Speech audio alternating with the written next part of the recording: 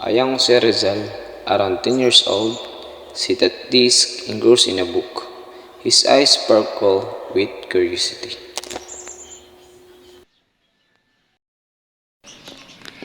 Oh, Jose, ano naman ang iyong tutunan sa aklat na iyan?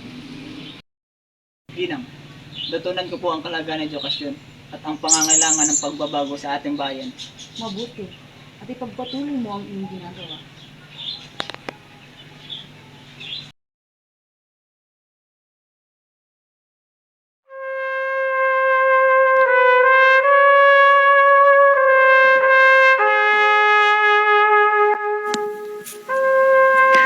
Marami akong pangarap para sa aking bansa.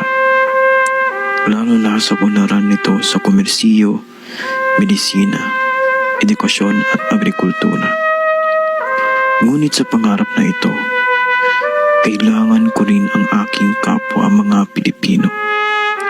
Kaya't sa ganun, naisipan kong bumuo ng organisasyon para sa pangarap na ito. La Liga Filipina. Para sa iyo ito, Pilipinas.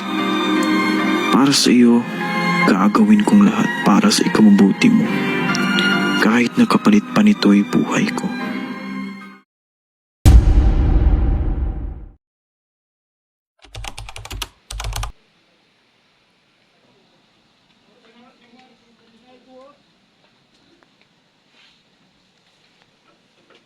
Magandang araw, Kapitan.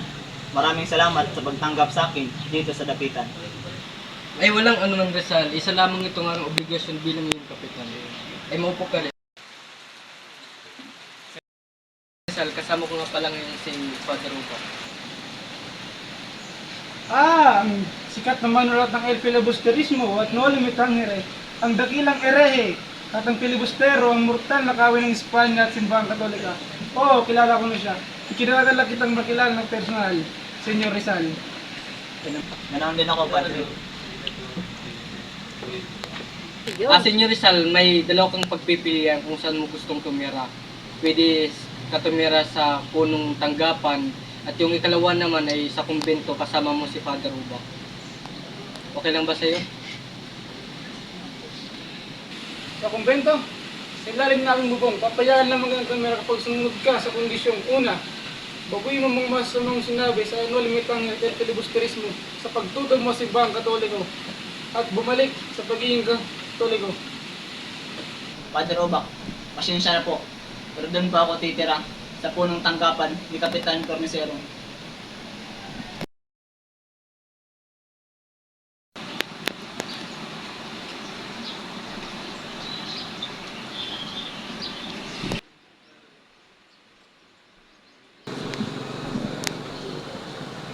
Kapitan, may nais sana akong hilingin.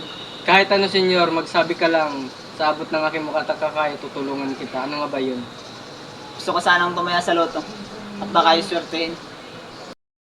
Kung ngayon ang gusto mo sasamahan kita, baka tumaya rin ako. Hindi natin alam yung sakto, diba? Tapos mag-inuman tayo. Halika na, nang pagkatapos ay kakain naman tayo ng tanghalian.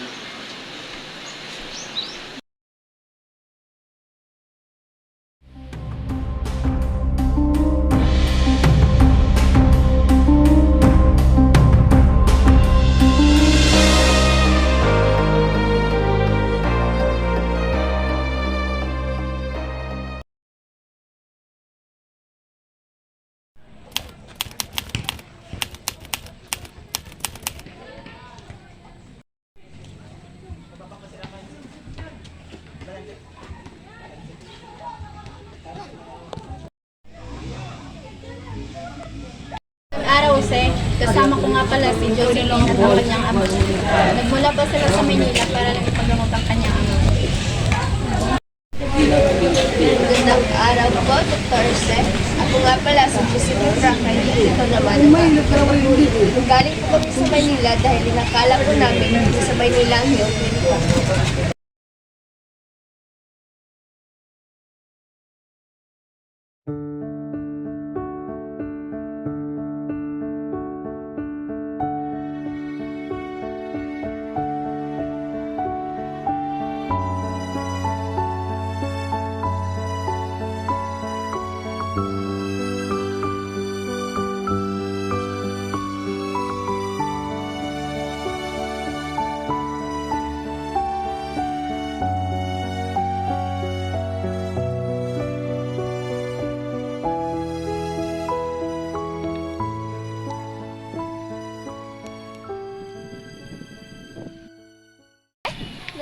na naman?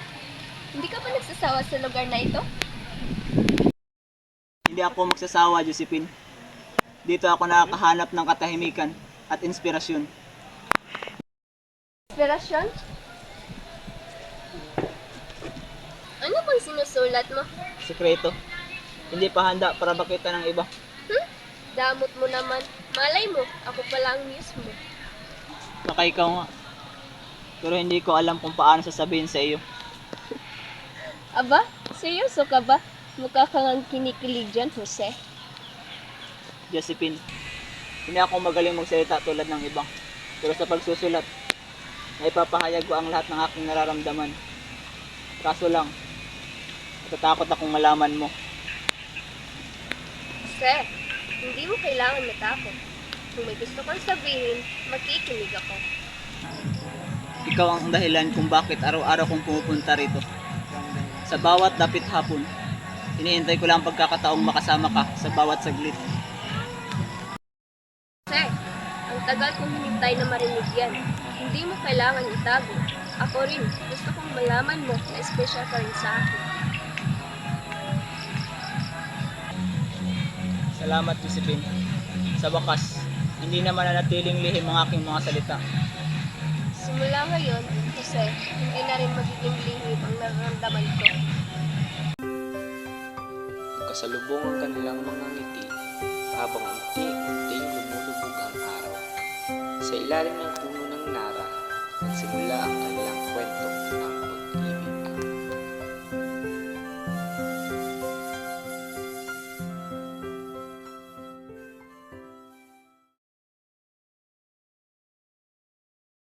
Na tayo na sanang dalawa, siyang huli at ang umpisa. Papatunayan ang unang pag-ibig ay di mawawalan. Nakailang tula na, ba't tila di napupuna ang tanging kong hiling? Hanggang dulo ikaw ang kapiling. Kung pwede lang Josephine, may sasabihin ako sa'yo. Ano iyon, Jose? Pasensya na at ako'y mamaalam na. Jose, mag-iingat ka at salamat sa pagmamahal na ipinadama mo sa akin. Mahal na mahal kita. Mahal na mahal din kita, Josephine. kung magpakailanman, hindi na ba baka walang kailanman.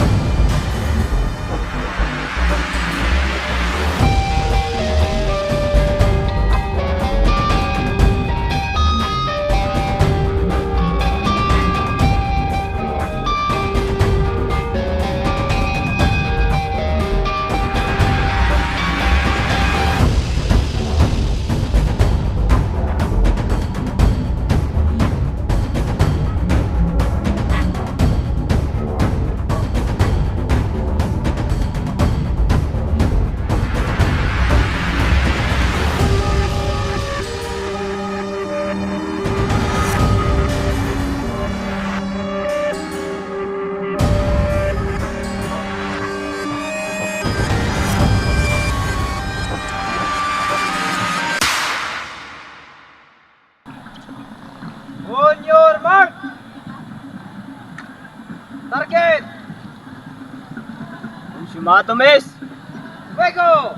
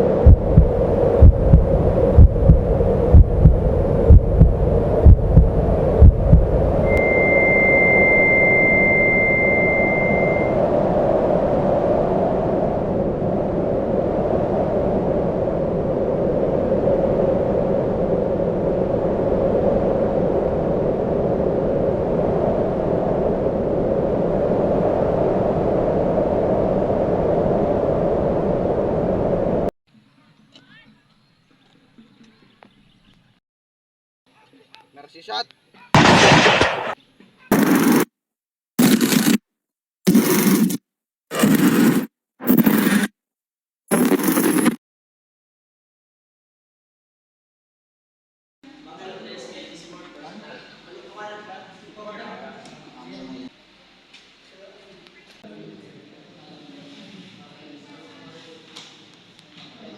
Morning, class. Okay, sit down. Today, we will discuss Sensa and the first Filipino motto, and what it means to us as Filipinos, but let's make this more personal. Homer can tell me how Rizal's life inspires you.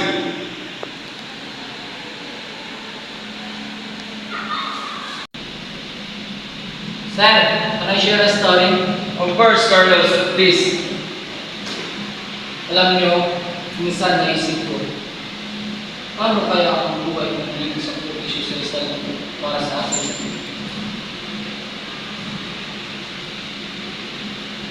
Ang dami niyang isinulat para buksan ng mata at ang kababayan. Paano kung hindi siya lumaban? Paano kung natakot siya? Wala kaming pera, pero ang sipag ng mga magulang ko. Pero bakit ganon? Parang walang justisya. Pero nung nabasa ko ang huling bitang ni Ray, parang nagbago ang lahat. Sa mga salita ni Rizal, natutunan ko na ang laban ay hindi laging nasa lakas ng katawan, nasa lakas ng isip at puso. Sabi niya, ang kabataan ang pag-asa ng bayan. Kaya naisip ko kung hindi ako kikilos, sino? Ngayon, sinisikap ko maging mabuting estudyante.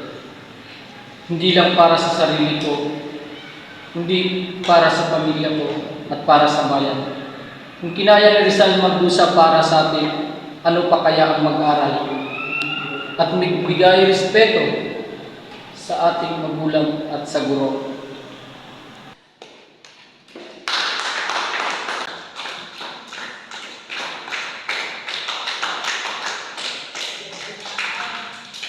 Carlos. Rizal's sacrifice reminds us that true change begins with ourselves. As long as we carry his lessons in our heart, his legacy will never fade.